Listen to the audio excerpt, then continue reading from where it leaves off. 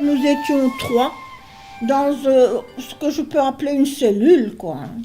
C'était la moitié ici de la pièce et nous devions vivre là à trois avec une toute petite fenêtre. Pas de chauffage, pas d'eau courante. Il fallait sortir pour faire ses besoins. Il y avait des latrines publiques. Hein. La nuit, même s'il fallait, il n'y avait rien à faire d'autre. Et alors, c'est un climat aussi où en hiver, il fait très très froid. On avait des -20 pendant 2-3 mois en ce temps-là. Les hivers étaient très froids. Ce qui fait que quand on lavait ce qu'on avait encore comme linge, à peine vous pendiez votre linge, oui, c'était devenu dur. Tout à fait. Alors les vêtements, moi je grandissais, j'avais des tas de choses que je ne savais plus mettre. Alors il y avait un troc qui s'était créé dans le camp, on troquait les vêtements, quoi. Les chaussures, la même chose. Ah oui, parce que hein, c'est vrai. Et c'était le seul moyen pour se vêtir. Hein.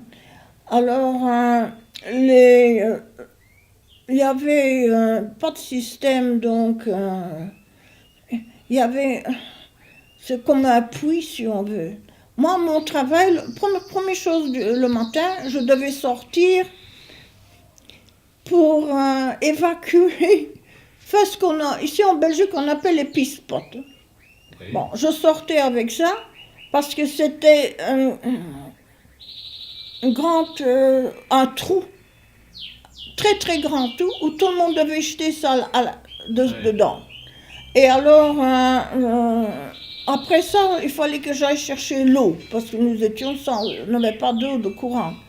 Alors, mon travail, c'était ça, revenir avec des seaux d'eau, et pour qu'on puisse se laver. Alors, en ce qui concerne le combustible, on devait faire nous-mêmes ce qu'on pouvait, pour avoir un minimum de chauffage. On avait un petit poêle. Je ne sais pas d'où il est sorti ce poêle. Je crois que des personnes, des hommes qui étaient bricoleurs, ils nous avaient aidés pour nous faire un petit poêle comme ça.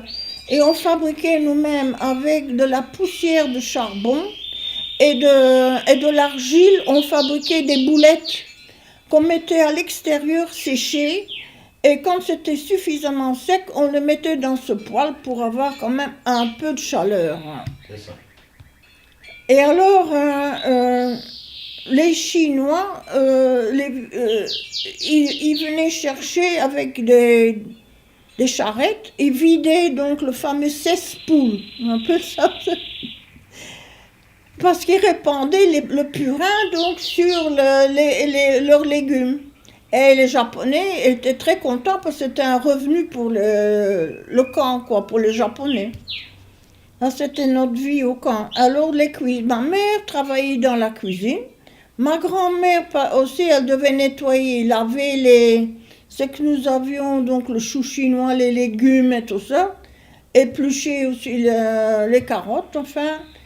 Et ça, c'était ma grand-mère, son travail à elle. Et ma mère, c'était pour servir, parce que nous faisions la file, naturellement, pour avoir notre fameux ragoût.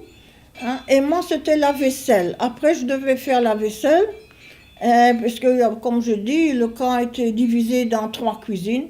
Alors, au début, l'eau était un peu chaude, mais à la fin, finalement, je ne sais pas ce qu'on parvenait à laver, hein, parce que tellement c'était gras, et ça collait dans les assiettes. Alors, le problème, c'était les punitions, parce que de temps en temps, il y en avait naturellement qui avaient été attrapés avec le marché noir. Du coup, tous les prisonniers étaient punis. On devait rester debout pendant des heures et des heures. Même des femmes qui avaient des tout petits enfants, parce qu'il y a eu quand même quelques naissances dans le camp, les Japonais les obligeaient à sortir et à rester là dehors pendant des heures dans le froid, quoi, comme punition. Moi, les soins médicaux, nous avions, je pense, je ne me rappelle plus très bien, mais dont je suis certaine, on avait certainement au moins un médecin. Mais je pense qu'il y en avait encore d'autres, peut-être 2 ou 3 médecins au total. Ma grand-mère était fort allergique, elle a eu elle- oui, je ne sais pas ce que c'est à cause de son stress, parce qu'elle était très stressée. Au début, elle ne faisait que pleurer, mais parce qu'il faisait très humide dans la petite chambre que nous avions. L'eau coulait le long des murs, et elle ne voyait qu'une seule chose, on ne savait pas la durée. Le terrible, c'était de ne pas savoir combien de temps nous allions être internés. Alors, elle avait été séparée par son autre fille, parce que ma grand-mère avait 2 filles, ma mère et ma soeur, et ma tante. Et ma tante était partie parce qu'il y a eu quand même un peu avant que les Japonais nous internent, un bateau qui est venu je ne sais pas si c'était organisé. Est-ce que c'était par la Croix-Rouge? On pouvait encore partir, quitter Tientsin, les Alliés, donc partir au Congo. C'est ce que ma tante elle avait choisi, donc entre-temps elle s'était mariée, elle est partie avec son mari, donc mon oncle, qui travaille à la Banque belge pour l'étranger. Et ils ont choisi de plutôt quitter la Chine pour aller se réfugier au Congo belge.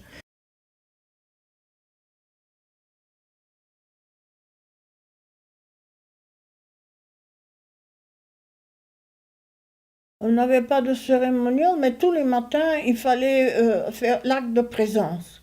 Et on était... ils nous contrôlaient, ils voyaient s'il y avait personne qui manquait. On devait se mettre en rang. D'ailleurs, il y a une photo dans le livre, on le voit. Et on devait sortir hors de ces chambres, là, hein.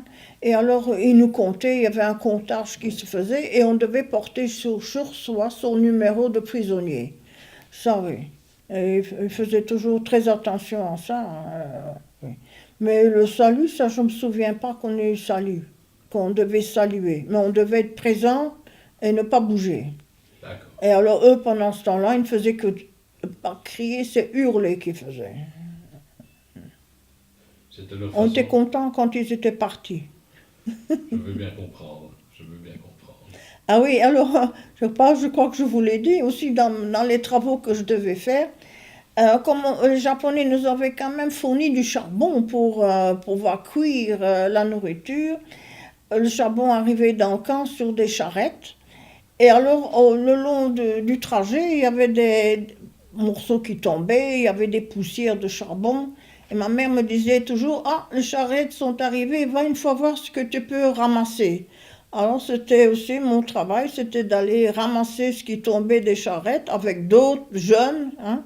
Et alors, à la sortie des cuisines, il y avait le coq. Il sortait naturellement ce qui avait brûlé, et dans ce qui avait brûlé, il y avait le coq qui était refroidi. Et alors, avec une tige en fer, moi, je devais gratter là-dedans, et je ramenais un sac de coq qu'on mettait dans notre petit poêle, quoi, dans la chambre. Et ma mère était toujours contente quand en ramenais assez bien, quoi. C'est ça. Et ça, je faisais régulièrement, hein. C'était dans mes travaux.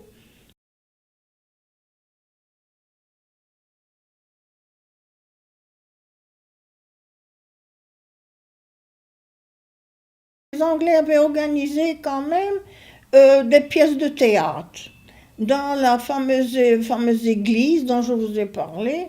Et alors, c'était surtout pour les personnes plus jeunes. Et on avait même réussi à faire des déguisements avec des loques, quoi. Et on chantait, et on avait une petite scène comme ça, hein. Et on faisait ça de temps à autre, quoi, hein. C'était pour le moral. C'est ça. Et alors, ce qu'il y a, c'est que nous avions 7 évêques dans le camp. Vous imaginez? 7 qui étaient dans le camp. Ah oui, c'était tous les évêques qui se trouvaient en Chine. Et les Japonais les avaient obligés à venir dans le camp. Je ne sais pas par quels moyens ils sont venus.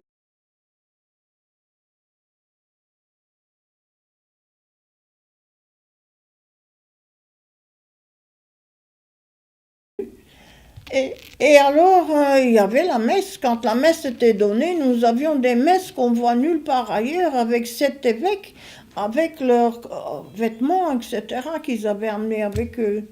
Alors, les chants de Noël, c'était aussi magnifique, hein, c'était avec les évêques. Les célibataires avaient été séparés, et disons qu'on les avait mis dans des dortoirs, parce que c'était une ancienne mission. Alors, les hommes d'un côté, les femmes de l'autre. Et ce qui fait que dans ces couples, il y en avait qui avaient fait connaissance, qui étaient devenus des couples. Et puis alors là, comme anecdote, je ne sais pas, je sais qu'on s'est un peu amusé parce qu'il y a eu toute une histoire avec un couple qui ne faisait que... Il y avait scandale, vous voyez, dans le camp, c'est un peu comme partout, quoi, hein, des histoires. Hein, ouais. Ça agrémentait un petit peu vos journées, non? Oui, oui. Alors, parfois, on rit aussi parce que, comme avec les barrières que les Japonais nous avaient installées quand on passait d'une concession à l'autre, et qu'il y avait des femmes, des fortes femmes anglaises qui devaient être fouillées, ben ça amusait. Hein. Alors, on se disait, oh là là, hein, et puis elle se fâchait, elle se mettait en colère, parce que naturellement, à ce temps-là, les femmes mettaient encore des corsets, il fallait enlever le corset, enfin, vous voyez, alors naturellement, c'était un sujet, si on veut, de rire, quoi, de moquerie, hein, si on veut. Surtout des personnes qu'on connaissait et qui n'étaient pas tellement sympathiques. Alors on se disait, ah bon, ben, ça lui a fait peut-être un peu de bien hein, d'être embêté comme ça. Hein.